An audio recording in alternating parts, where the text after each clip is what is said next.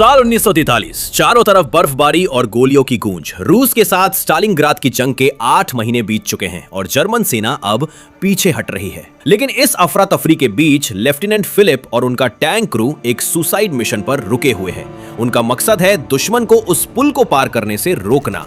उन्होंने अब तक दुश्मन को रोके रखा था, लेकिन पुल को उड़ाने के लिए सिर्फ 5 मिनट बचे हैं। लेकिन अब भी लेफ्टिनेंट पीछे हटने का ऑर्डर नहीं देता। लेकिन जब पक्का हो गया कि रूसी सेना इस ओर नहीं आ पाएगी, तो आखिरकार फिलिप अपने दल को पीछे हटने का ऑर्डर देता है। जैसे ही वे 600 मीटर लंबे पुल को पार करना शुरू करते हैं, ऊपर से दुश्मन के विमानों का हमला शुरू हो जाता है। टैंक में आग लग जाती है, जिससे लपटें अंदर तक पहुंच रही थी। लेकिन फिलिप चिल्लाता है, रुकना मत, चलते रहो। तभी पुल पर उन्हें एक हिरन दिखता है, जो शायद मौत का संकेत था या चमत्कार का, क्योंकि वे बाल बाल बचकर निकल जाते हैं। अगली सुबह होती है, लेकिन चैन की सांस लेने का वक्त नहीं था। फिलिप को एक नया और बेहद गोपनीय मिशन मिलता है, मिशन मेज। उनकी छुट्टियां कैंसिल कर दी जाती हैं। उनका मिशन है कर्नल पॉल हार्डनबर्ग को ढूंढना और उसे वापस लाना।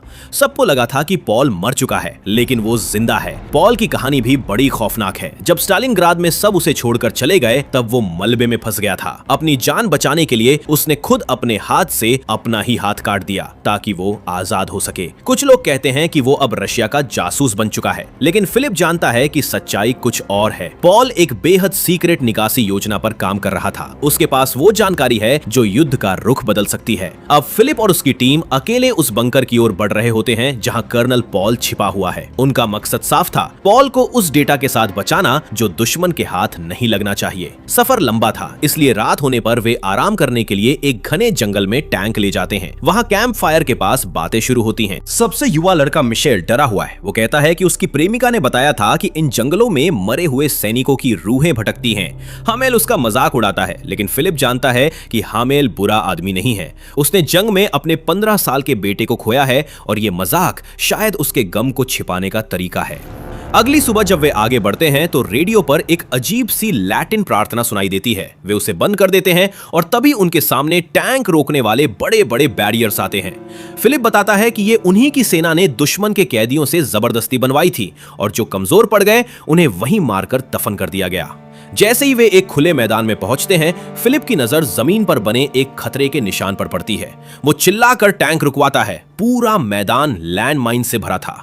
फिलिप और मिशेल सुरंगों को डिफ्यूज करने उतरते हैं। तभी उन्हें एक माइन मिलती है, जिसके नीचे एक ग्रेनेड छिपा था। ये एक जाल के अंदर जाल था। मिशेल का हाथ उस पर फंस जाता है और वो बहुत ज्यादा घबरा जाता है, क्योंकि जरा सी हलचल और सब कुछ उड़ जाता। फिलिप घबराता नहीं है। वो उसे यही रोककर टैंक को पीछे की ओर करवाता है, क्योंकि टैंक ज्यादा जरूरी है।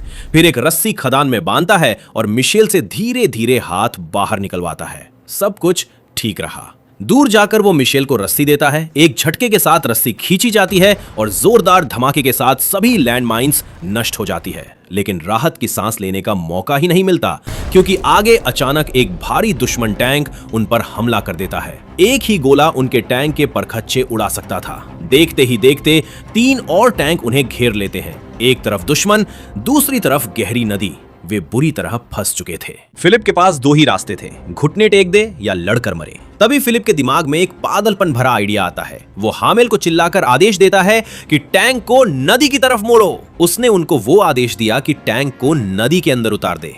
इस फैसले से सब घबराए होते हैं, मगर टैंक कमांडर फिलिप की बात माननी पड़ी। पानी की सतह के नीचे टैंक का जाना किसी सुसाइड से कम नहीं था। अगर जरा सी भी पानी अंदर रिस गया तो वे सब जिंदा दफन हो जाएंगे। टैंक अब पूरी तरह पानी में डूब चुका था। तभी फिलिप हामेल से कहता है कि वो इंजन बंद कर दे, क्योंकि इंजन का शोर दुश्मन को उनकी लोकेशन बता सकता था। हामेल घबरा जाता है और चिल्लाकर कहता है कि अगर इंजन एक बार बंद हो गया तो शायद ये पानी के अंदर दोबारा कभी शुरू नहीं होगा और हम यही डूब जाएंगे। लेकिन फिलिप के सख्त आदेश के आगे उसे झुकना पड़ा। इंजन बंद होते ही सन्नाटा छा गया। वे सब पानी के अंदर लोहे के उस बक्से में बंद थे और ऊपर से दुश्मन के भारी टैंकों के गुजरने की आवाजें आ रही थीं। कुछ देर बाद अचानक टैंक के अंदर पानी रिसने लगता है। खतरा अब गले तक आ चुका था, इसलिए फिलिप फैसला करता है कि अब बाहर निकलने का वक्त आ गया है।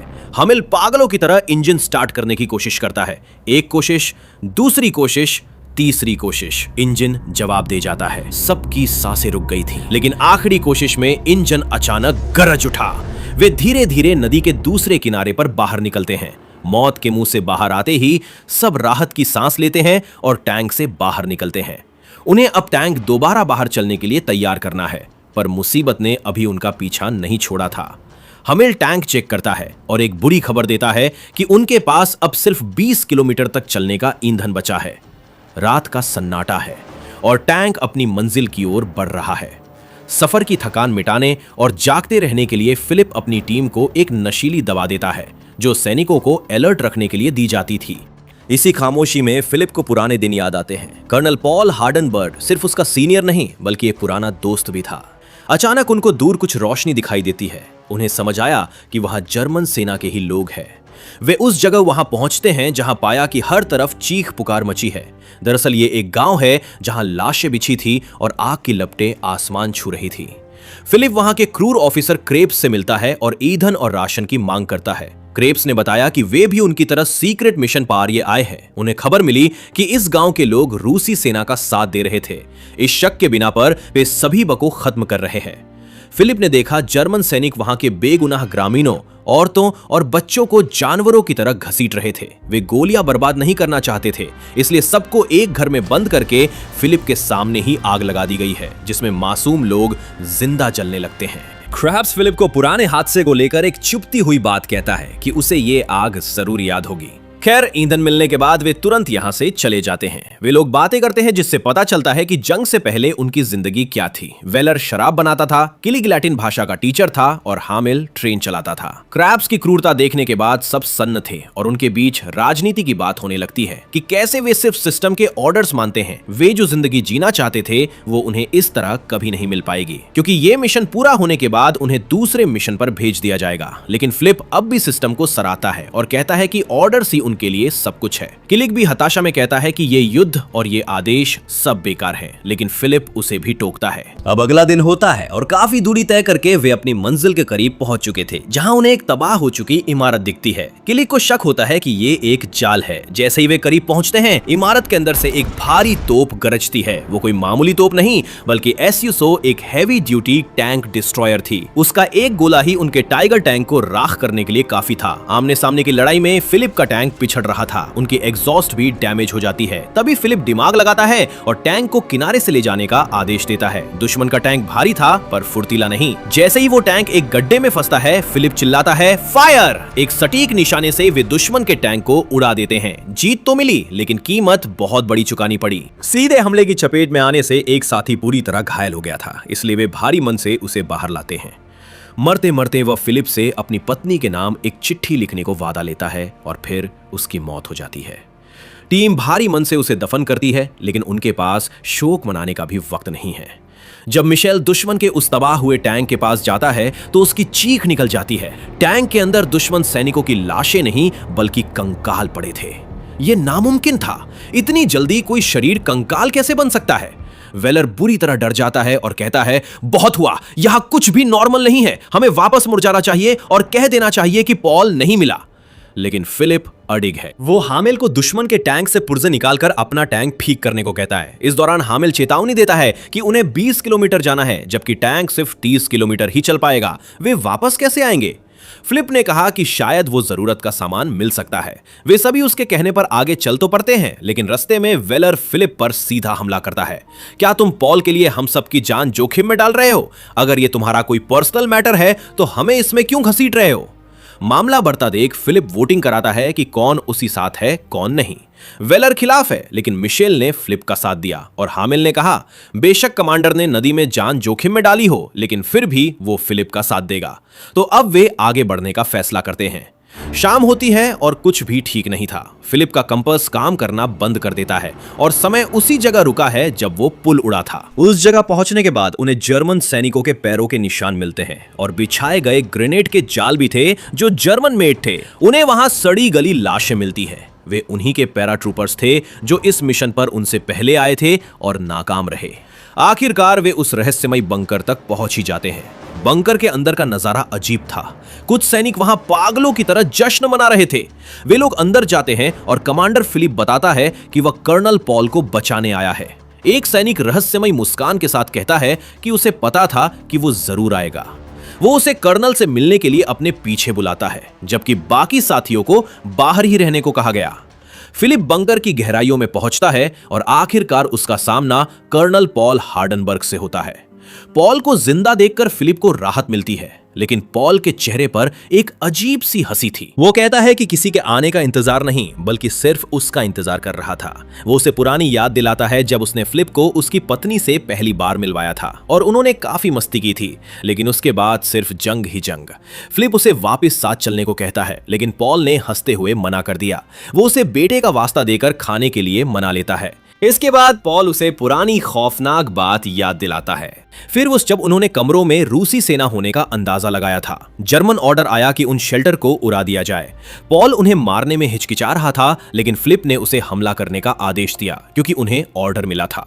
लेकिन ऐसा करते ही महिलाओं और बच्चों के चिल्लाने की आवाज आती है, क्योंकि शेल्टर में सेना नहीं, मासूम लोग थे जो जिंदा जल गए।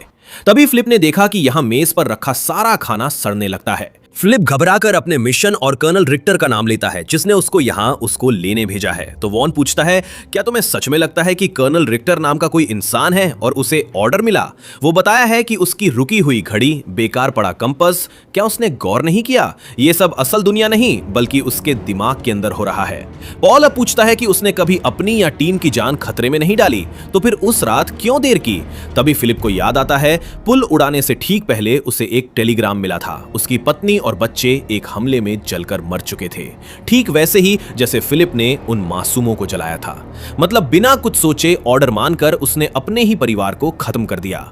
एक झटके के साथ फिलिप वास्तविकता में वापस आता है, जब वो जलते हुए पुल पर था और मासूम हिरन को देखते हुए दिमाग में ये पूरी कहानी चल रही थी। दरअसल उसका दोस्त पॉल पहले ही मर चुका था और ऊपर से जंग के दौरान खुद के द्वारा परिवार के खत्म होने की खबर मिली, जिससे वो अंदर से पूरी तरह टूट गया और टीम के साथ उसी पुल पर मारा गया। फिलिप को मरते वक्त ये समझ आया कि सेना का सिस्टम सैनिक को तो बचा लेता है, पर उसके अंदर के इंसान को मार देता है। ऑर्डर के नाम पर जो आग उसने दूसरों के घरों में लगाई थी, अंत में वही आग उसकी रूह को राख कर गई। इसलिए उसने जानबूझकर देर की और मरकर अपने और टीम को सिस्टम से आजाद कर लिया। इसी के साथ मूवी का एंड होता है। वीडियो को लाइक करें और अगर नए हैं तो सब्सक्राइब करना ना भूलें। मिलते हैं अगली कहानी के साथ। धन्यवाद।